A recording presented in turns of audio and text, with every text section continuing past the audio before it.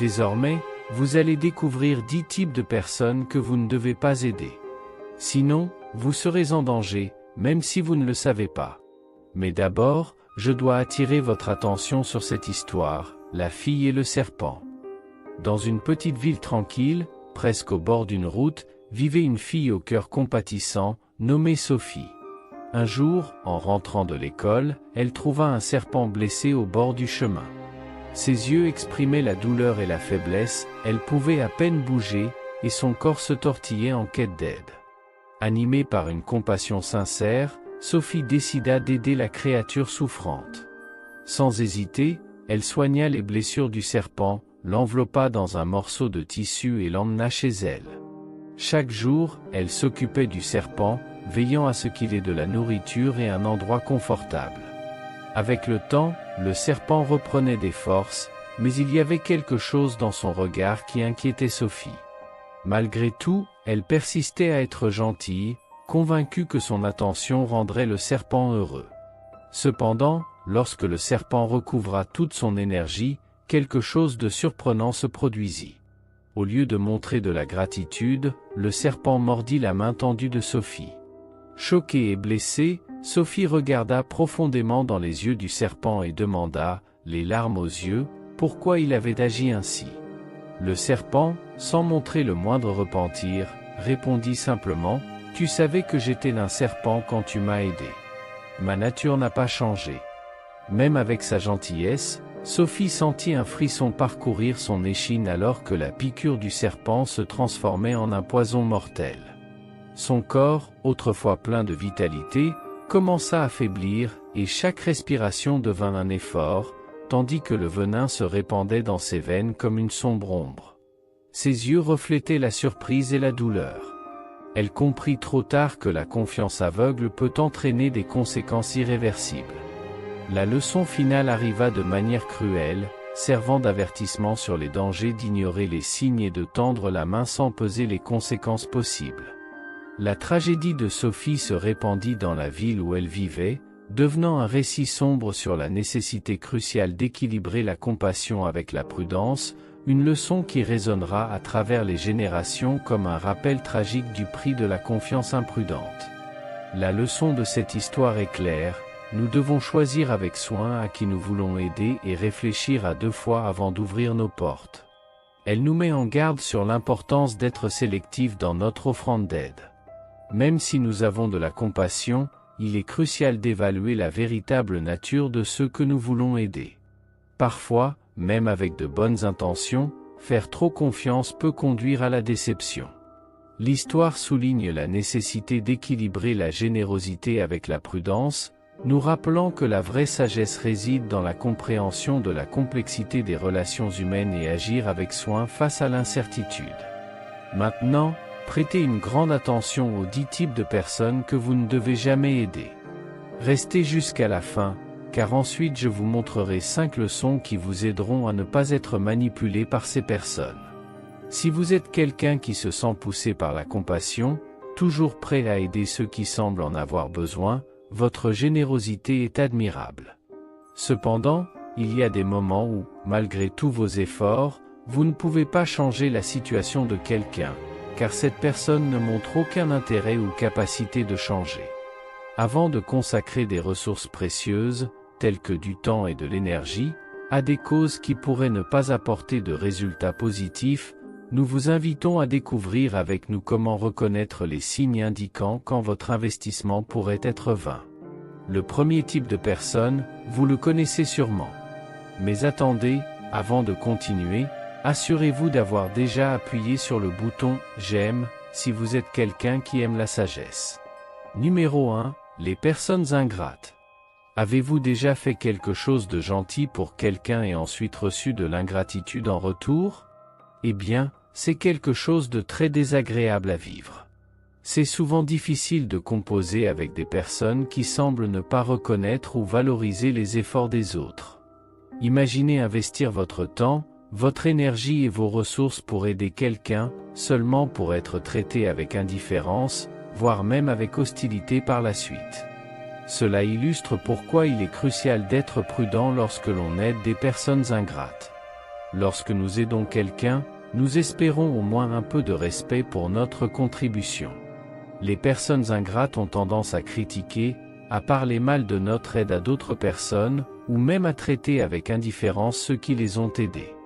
De plus, en continuant à aider quelqu'un qui montre de l'ingratitude chronique, nous risquons d'être exploités, ce qui nuit non seulement à nos relations, mais aussi à notre santé mentale et émotionnelle. Il est donc conseillé d'évaluer attentivement si l'aide offerte sera appréciée ou utilisée contre vous. Numéro 2, le paresseux. Avez-vous déjà eu l'expérience de traiter avec quelqu'un qui semble toujours manquer de motivation pour faire des efforts ou contribuer? Que cela soit clair, je parle des personnes qui ont la capacité de changer leur situation, qui ne sont pas entravées par des impossibilités, mais qui ne veulent pas changer. Il peut être frustrant de traiter avec des personnes paresseuses, celles qui résistent au travail et à la responsabilité. Maintenant, imaginez consacrer votre temps et vos efforts pour aider quelqu'un dans cette condition, seulement pour être témoin d'un manque constant d'initiative. Cela nous amène à réfléchir sur la sagesse d'aider quelqu'un ainsi. En aidant quelqu'un qui montre un manque de volonté de faire des efforts, nous pouvons involontairement perpétuer un cycle de dépendance et de non-réussite. Autrement dit, cette personne ne cherchera pas à changer car il y aura toujours quelqu'un pour lui tendre la main. Cette dynamique nuit non seulement à la personne paresseuse, mais peut également créer un fardeau supplémentaire pour ceux qui essaient d'aider.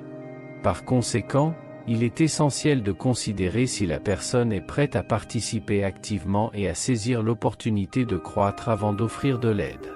Cela garantit que l'assistance soit précieuse et conduise à un changement positif plutôt que de perpétuer des habitudes non productives. Numéro 3, les personnes qui rejettent la faute sur les autres. Il existe des personnes qui ne prennent jamais leurs responsabilités pour leurs actions, tout est toujours la faute des autres. Si elles échouent à un examen, c'est la faute du professeur. Si elles sont licenciées pour faute grave, c'est la faute de celui qui les a dénoncées. Comment pouvons-nous apporter notre soutien à quelqu'un qui est fermement convaincu que les difficultés qu'il rencontre sont entièrement dues aux actions des autres, ignorant complètement ses propres choix? Les individus qui refusent d'assumer leurs responsabilités rendent significativement difficile le processus d'aide. Aider quelqu'un qui refuse de reconnaître sa propre faute présente également le risque supplémentaire de devenir la cible de sa frustration. Ces personnes, en niant leurs responsabilités dans les situations difficiles, projettent souvent leurs propres défauts sur les autres, y compris sur ceux qui tentent de les aider. Avant le prochain signe, je vous invite à lire l'e-book que j'ai laissé dans le lien des commentaires épinglés. Il est excellent pour ceux qui aiment apprendre sur la sagesse de la vie. Numéro 4. Les opportunistes. Les individus opportunistes sont ceux qui voient chaque interaction comme une opportunité de tirer avantage, sans se soucier des conséquences pour les autres. Aider une personne avec une mentalité opportuniste peut être comme ouvrir la porte à un loup déguisé en agneau, car ils sont plus intéressés par leur propre gain. En offrant de l'aide à un opportuniste, vous courez le risque de devenir un pion dans leur jeu, souvent manipulé pour répondre à leurs besoins immédiats. Ces personnes peuvent exploiter votre générosité sans ressentir aucune obligation morale de respecter votre aide. De plus, au lieu de reconnaître votre gentillesse, elles peuvent voir votre volonté d'aider comme une faiblesse à exploiter. Il est donc vital de discerner entre ceux qui ont réellement besoin de soutien et les opportunistes qui cherchent simplement un avantage momentané, évitant ainsi de tomber dans le piège de bénéficier à quelqu'un qui n'hésiterait pas à profiter de vous. Numéro 5. Les irresponsables. Avez-vous déjà été confronté à quelqu'un d'irresponsable laissant un sillage de problèmes derrière lui? Aider une personne irresponsable peut être un défi, car ses actions reflètent souvent un manque d'engagement et de considération pour les conséquences de ses actes. En offrant de l'aide à quelqu'un chroniquement irresponsable, vous pourriez involontairement vous retrouver impliqué dans des situations problématiques qui pourraient affecter votre propre stabilité. Aider quelqu'un avec un comportement négatif et irresponsable comporte le risque non seulement de renforcer de telles attitudes, mais aussi de faire face à des répercussions sociales. Être perçu comme complice peut affecter votre réputation et vos relations avec les autres, car il est souvent difficile de distinguer l'aide authentique de la dépendance dans de telles situations. Les personnes de ce genre changent rarement, et vous pourriez donc investir du temps et des efforts en vain. Numéro 6. Les manipulateurs. Les manipulateurs sont comme des acteurs habiles jouant des rôles qui les placent au centre de l'attention, souvent en recherchant de l'aide non par réelle nécessité, mais comme une stratégie pour servir leurs propres intérêts. Un manipulateur dans une relation utilise souvent ses émotions comme des outils pour atteindre ses objectifs. Parfois, ces personnes ont la capacité de déformer la réalité et de créer des récits qui les présentent comme des victimes, incitant ainsi les autres à se sentir coupables et plus enclins à offrir de l'aide. Il est vital d'être prudent lorsqu'on traite avec des manipulateurs, en reconnaissant quand l'aide peut être plus préjudiciable que bénéfique. En établissant des limites claires et en promouvant l'assertivité, vous protégez non seulement vos propres intérêts, mais vous préservez également l'intégrité des relations interpersonnelles. Numéro 7. Les personnes malhonnêtes. Avez-vous déjà rencontré quelqu'un qui semble tisser une toile de mensonges pour obtenir des avantages personnels? Les personnes malhonnêtes qui manipulent la vérité pour atteindre leurs objectifs peuvent être difficiles à aider de manière efficace. En offrant de l'aide à quelqu'un qui ment régulièrement pour obtenir des avantages, vous courez le risque d'être entraîné dans un réseau de tromperie qui mine la confiance et l'intégrité de la relation. Aider une personne malhonnête peut conduire à une situation où votre générosité est exploitée pour obtenir des gains injustes. Le manque de transparence et d'honnêteté crée une base instable pour toute forme d'assistance, rendant difficile l'établissement d'une relation de confiance. De plus, en contribuant au succès de quelqu'un qui base ses actions sur la malhonnêteté, vous validez involontairement des comportements préjudiciables et contribuez à un environnement où l'éthique est sacrifiée au nom de l'intérêt personnel. Par conséquent, lorsqu'on identifie des personnes qui mentent régulièrement pour obtenir un avantage, il est crucial de réfléchir si l'aide offerte ne fera que perpétuer un cycle de tromperie, nuisant non seulement à vous-même mais également à la fiabilité des relations interpersonnelles. Numéro 8. Les égoïstes. La nature égocentrique peut conduire à une dynamique où l'aide offerte est perçue comme un droit plutôt que comme un acte de générosité. Les égoïstes exploitent souvent la bienveillance des autres sans démontrer de gratitude ou de réciprocité. En aidant quelqu'un qui est totalement centré sur lui-même, vous pourriez vous retrouver dans un cycle constant de mécontentement, où vos actions sont considérées comme une obligation et où la véritable gratitude est rare. Il est donc crucial d'évaluer si l'aide offerte à un égoïste contribuera réellement à un environnement sain, ou si ce ne sera qu'un investissement unilatéral dans une relation dépourvue de réciprocité et de considération pour les autres. Numéro 9. Les personnes négatives. Avez-vous déjà été entouré de personnes qui dégagent constamment une aura de négativité, qui voient toujours le verre à moitié vide? Les personnes négatives peuvent représenter un défi lorsqu'il s'agit d'offrir de l'aide. En investissant des efforts pour aider quelqu'un qui est intrinsèquement pessimiste, vous risquez que votre générosité soit absorbée par une mentalité défaitiste au lieu de produire des changements positifs. Aider une personne constamment négative peut devenir une tâche ardue car ses perspectives défavorables obscurcissent souvent les solutions et les opportunités possibles. Ces personnes peuvent résister aux conseils constructifs et trouver des défauts dans tout acte d'aide, créant ainsi un cycle de découragement et de frustration pour les deux parties. De plus, l'énergie négative peut être contagieuse, affectant votre propre bien-être émotionnel et vos perspectives de vie. Dans certains cas, il peut être plus bénéfique d'encourager la recherche de solutions constructives et de promouvoir une mentalité plus optimiste avant d'investir de manière significative dans l'aide. Numéro 10. Ceux qui vous font du mal. Avez-vous déjà été pris dans une relation ou une interaction avec quelqu'un qui semble être une source constante de détresse et de souffrance? S'associer à des personnes qui ne vous apportent que du mal peut être extrêmement préjudiciable pour votre santé mentale et émotionnelle. Aider quelqu'un qui contribue constamment à votre mal-être peut être contre-productif, entraînant un cycle toxique de négativité. Offrir de l'aide à quelqu'un qui vous fait du mal peut devenir un effort futile, car la relation peut être unilatérale, ou votre bien-être est sacrifié au profit du confort ou de la satisfaction de l'autre personne. Ces personnes peuvent exploiter votre générosité, causer des dommages émotionnels et miner votre estime de soi. Restez à l'écoute de la vidéo, car je vais maintenant partager les 5 leçons sur l'aide pour que vous ne soyez pas dupes. Numéro 1. Aider n'est pas donner ce que l'autre veut, mais ce dont il a besoin. Souvent, nous confondons les besoins authentiques des gens avec leurs désirs immédiats. La vraie aide va au-delà de simplement satisfaire les caprices momentanés. Elle cherche à répondre aux besoins essentiels pour promouvoir le bien-être à long terme. En comprenant cela, nous reconnaissons que la vraie générosité consiste à offrir un soutien de manière consciente et ciblée, en répondant aux besoins fondamentaux de la personne. De cette manière, nous pouvons faire une différence significative en ayant un impact durable sur leur vie. Par exemple, imaginez avoir aidé quelqu'un plusieurs fois seulement pour réaliser que cette personne n'a pas de véritable volonté de changer.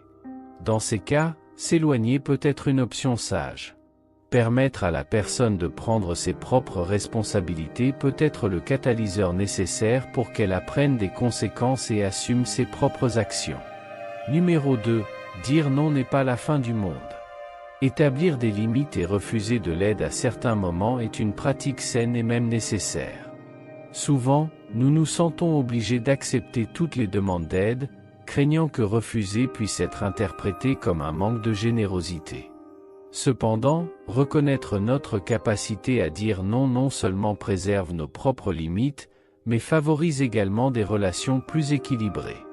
En comprenant que dire non n'est pas la fin du monde, nous réalisons que ce petit mot peut être un instrument puissant pour l'authenticité et pour maintenir notre bien-être émotionnel.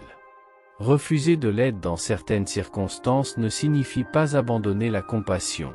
Au contraire, c'est souvent un choix réfléchi pour préserver notre temps et notre énergie. Dans certains cas, dire non peut même encourager les autres à rechercher des solutions indépendantes, favorisant ainsi l'autosuffisance. Par conséquent, comprendre que refuser occasionnellement n'entame pas notre générosité, mais contribue en fait à des relations plus saines et durables. Numéro 3. Être bon ne signifie pas être naïf. Il est crucial de distinguer entre la bonté et permettre aux autres de profiter de notre générosité. Souvent, la Bible encourage la bonté mais nous exhorte également à exercer du discernement. Être bon implique d'offrir de l'aide avec compassion et compréhension, mais cela ne signifie pas permettre aux autres d'abuser de cette bonté de manière préjudiciable. Comprendre cette différence est essentiel pour maintenir des relations saines et équilibrées. La Bible nous encourage à être bons, mais nous met également en garde contre la sagesse. Être clair sur nos limites et ne pas permettre les abus n'est pas un affront à la bonté, mais plutôt une pratique qui préserve le respect mutuel et la dignité. Numéro 4. Le défi d'aider ceux qui ne veulent pas d'aide. Parfois, nous rencontrons des personnes qui résistent à l'assistance, que ce soit par orgueil, par désir de rester tels qu'ils sont, par résistance au changement ou pour d'autres raisons personnelles. Dans ces situations, il est vital de comprendre que, aussi fort soit notre désir d'offrir de l'aide, nous ne pouvons pas forcer l'acceptation lorsque celle-ci n'est pas souhaitée. Cette leçon ne signifie pas abandonner complètement notre préoccupation pour autrui, mais plutôt reconnaître les limites de notre intervention, comme illustré dans la parabole du fils prodigue où le fils décide de partir de son propre gré malgré l'amour du père. Le père, bien qu'il aime profondément, ne poursuit pas le fils. Laisser partir ne signifie pas cesser de s'inquiéter, mais reconnaître que nous ne pouvons pas agir pour quelqu'un qui ne le désire pas pour lui-même. C'est un acte d'amour permettant aux autres d'apprendre des conséquences de leur choix sans intervention forcée. Cette approche, fondée sur des principes bibliques, souligne que parfois la vraie générosité réside dans le respect de l'autonomie et du libre arbitre de ceux que nous voulons aider. Numéro 5. Laisser la vie enseigner ses leçons. Dans certains cas, la véritable sagesse et la croissance viennent à travers les expériences de la vie. Bien que la générosité et l'assistance soient nobles, il y a des moments où nous devons permettre aux gens de faire face aux conséquences de leurs choix et d'apprendre des leçons précieuses par eux-mêmes. Cela ne signifie pas abandonner complètement ceux qui ont besoin d'aide, mais reconnaître que parfois le parcours personnel de quelqu'un implique d'apprendre des expériences que la vie offre. Cette leçon est encapsulée par l'expression « Quand quelqu'un passe son temps à créer sa propre tempête, il ne devrait pas être triste quand il pleut ». En d'autres termes, lorsque quelqu'un persiste dans des choix qui mènent à des défis, c'est une opportunité d'apprentissage de permettre à la vie d'enseigner ses leçons. Cela ne signifie pas abandonner la compassion, mais reconnaître que certains apprentissages sont plus efficaces lorsqu'ils sont vécus directement. Et résumé, cette vidéo ne vise pas à décourager la pratique de la générosité et de l'aide aux autres, mais au contraire, elle souligne l'importance d'offrir de l'aide aux personnes vraiment dans le besoin, de la même manière que nous souhaitons être aidés. Il s'agit en fait d'une mise en garde salutaire sur le discernement en matière d'aide, en identifiant ceux qui cherchent à exploiter la bonté des autres sans avoir l'intention de grandir ou de contribuer positivement. Y a-t-il des informations intéressantes sur le sujet que, selon vous, n'ont pas été mentionnées? Laissez un commentaire, j'adorerais lire votre opinion. Partagez cette vidéo avec un ami qui devrait en savoir plus sur ce sujet. Si vous êtes arrivé jusqu'ici, écrivez ceci dans les commentaires, merci pour ces leçons de vie. Si vous souhaitez regarder plus de contenu, cliquez sur la playlist qui est à l'écran. Je vous retrouve dans la prochaine vidéo. À bientôt.